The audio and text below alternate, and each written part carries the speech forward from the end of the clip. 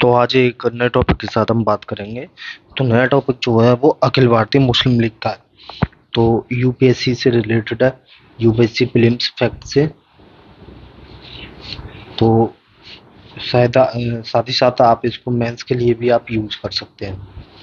तो क्वेश्चन ये है कि अखिल भारतीय मुस्लिम लीग का जो गठन हुआ था, जिसको मुस्लिम लीग भी बोलते हैं, मुस्लिम लीग,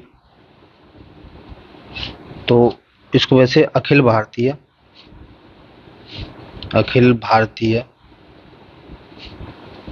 मुस्लिम लीग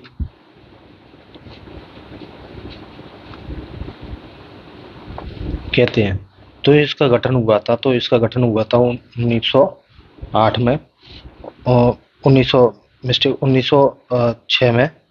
और जब ये 1906 में जब बनी थी, उसमें वो जो वायसराय थे वो थे लॉर्ड मिंटो। तो लॉर्ड मिंटो के कार्यकाल में ये अखिल भारतीय मुस्लिम लीग का गठन हुआ था, लॉर्ड मिंटो के कार्यकाल में। तो इसके जो संस्थापक थे उसमें कुछ बड़े जमींदार थे, तो और जमींदारों के साथ भूतपूर्व सैनिक भी थे। सैनिक भूतपूर्व नौकरशाह कह सकते हैं, भूतपूर्व नौकरशाह, नौकरशाह, सैनिक नहीं, नौकरशाह। साथ ही साथ आगा खां, जो महत्वपूर्ण नाम आता है आगा खां का। और जो एक और नाम आता है वो आता है ढाका के नवाब थे, नवाब मोहसिन उल मुल्क, मोहसिन मोहसिन उल मुल्क। तो ये ढाका के नवाब थे, ढाका पश्चिम बंगाल। तो उस समय बटा हुआ नहीं था। तो ऐसे और भी मुसलमान थे जो पैसे वाले लोग थे। तो इन लोगों ने, पैसे वाले लोगों ने मुस्लिम लीग की स्थापना करी। तो आगा खां का महत्वपूर्ण नाम आता है, और मोहसिन उल मुल्क का पेपर में पूछा जाता है। तो मुस्लिम लीग का चरित्र जो था सरकार परस्त था, सांप्रदायिक था और अनुदारवादी था। मतलब क्या था कि अ, ये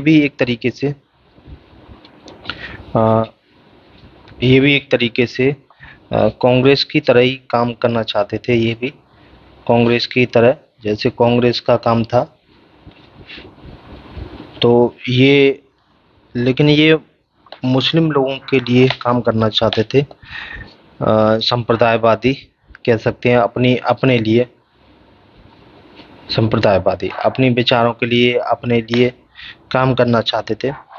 उस इस मुस्लिम लीग ने क्या किया कि केवल बंगाल विभाजन का समर्थन किया। उसने न केवल बंगाल विभाजन का समर्थन किया, तो बंगाल विभाजन जो हुआ था उसका समर्थन किया, बल्कि अलग मुस्लिम हितों के नारे को भी प्रस्तुत किया। तो बंगाल विभाजन हुआ था, तो इन्होंने कहा कि बंगाल विभाजन सही है, बंगाल विभाजन हुआ था उसको सही ठहराया, इन्होंने सही ठहराया और अलग मुस्लिम हितों के नारों को प्रस्तुत किया। और सरकारी सेवाओं में जो मुसलमान थे उनके लिए पृथक निर्वाचन मंडल की मांग भी कर दी इन्होंने। तो जो मुसलमान इलाके थे, मुस्लिम इलाके थे, तो इन्होंने क्या किया कि सरकारी जो पद थे, या कह सकते हैं निर्वाचक मंडल थे, निर्वाचक मंडल, तो निर्वाचक मंडल में इन्होंने अलग जो है मांग कर दी। ये इसका काम था। तो पहला अगर आ जाए, क्या बंगाल विभाजन को मुस्लिम लीग ने समर्थन दिया था? बंगाल विभाजन को, तो बंगाल विभाजन को इन्होंने समर्थन दिया था, ठीक है, समर्थन। और अलग निर्वाचन मंडल की बात करी, अलग निर्वाचन मंडल की बात करी। इस तरीके से ये इनके काम थे। इसके साथ ही इन्होंने सांप्रदायिक राजनीति और विचारधारा की सभी मांगें दोहराई, जो जिन्हें सर सैयद अहमद के समय से पेश किया जाता रहा था। सारी मांगें ये दोहराने लगे, ये कहने लगे कि हमें ये दो मांगें दोहराई, जो सारी मांगें सांप्रदायिक थी। सांप्रदायिक मतलब इनके धर्म के आधार पर, धर्म के आधार पर जो मांगें थी, आधार पर जो मांगें थी वो इन्होंने दोहराई मुस्लिम लीग ने। जिन्ना को 1910 से ही आमंत्रित किया गया, जो मोहम्मद अली जिन्ना थे, जिसका बहुत नाम आता है 1910 की मीटिंगों से ही, लेकिन 1913 में मुस्लिम लीग में शामिल नहीं हुए थे। तो वो 1900 ना तो 13 में शामिल हुए, उसका अधिवेशन हुआ ना 10 में हुए। लीग में शामिल होने का मुख्य कारण मुस्लिम लीग जो थी अभिजात वर्ग ब्रिटिश समर्थक थी। तो कह सकते हैं कि हो सकता है कि ब्रिटिश जो लोग थे, ब्रिटिश लोगों ने ही मुस्लिम लीग को बनाया हो, भड़का के मुस्लिम लीग का निर्माण किया हो।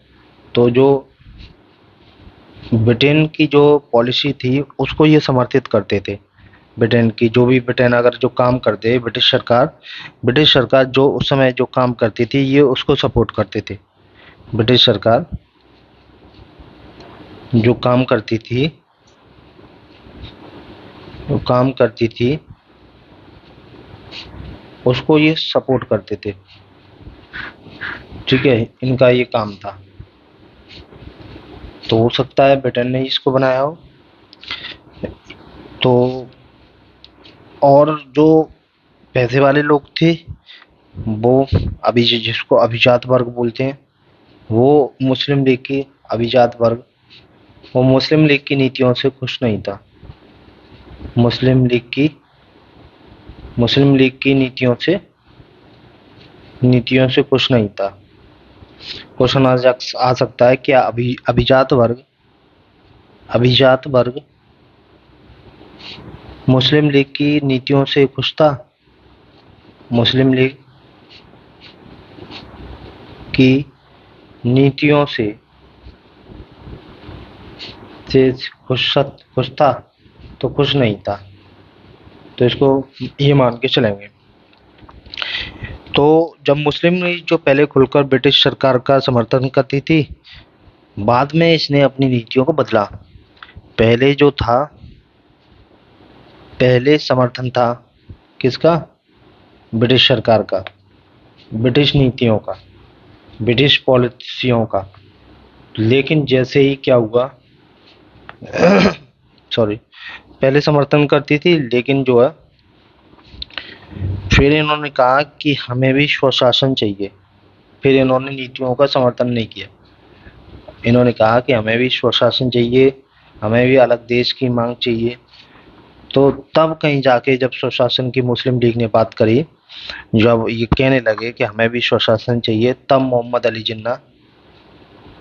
अली जिन्ना इसमें शामिल हुए।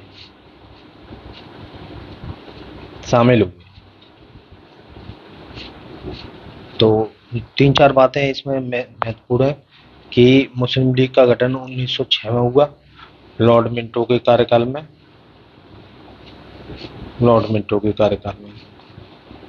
और